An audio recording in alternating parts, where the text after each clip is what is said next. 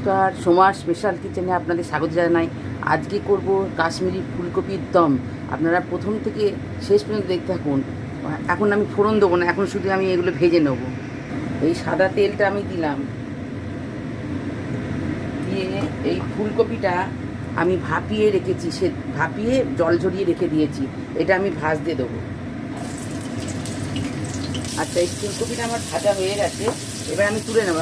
বেশি লাল করে ভাজা হবে না, এটা হালকা করে ভাজা হবে, আমি তুলে নিচ্ছি এবার।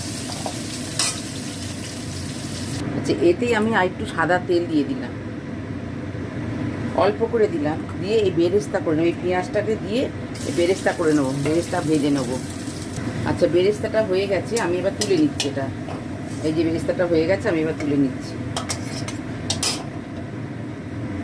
এতে আমি একটু অল্প করে ঘি দিলাম, দিয়ে এই গোটা গরম মশলাটা ফোড়ন দেবো, দিয়ে একটু পেঁয়াজ কুচো দেবো এর মধ্যে।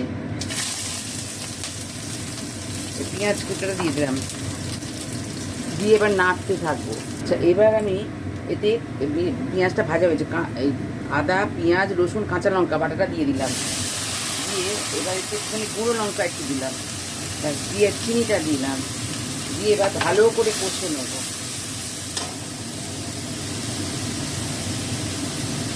এই মশলাটা আমার কষা হয়ে এসছে, এবার এটা দেবো কাজু আর কিশমিশ বাটা, দিয়ে এবার আবার কষবো,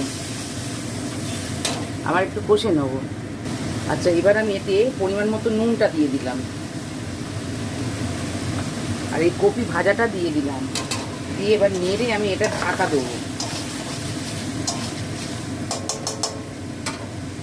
ঢাকা দিয়ে না গ্যাসটা কমিয়ে দেবো।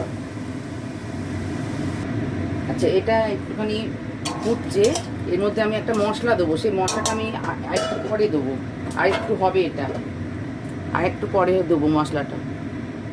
আচ্ছা, এটা আমার হয়ে গেছে, এবার আমি এই বেরেস্তাটা দেবো, এই পেঁয়াজ বেরেস্তাটা দিয়ে দিলাম, আর এই সেই মশলা যেটা ধনে, জিরে আর মৌরি আর গোটা গরম মশলা, এটা দিয়ে দিলাম, দিয়ে এবার নাবিয়ে নেবো।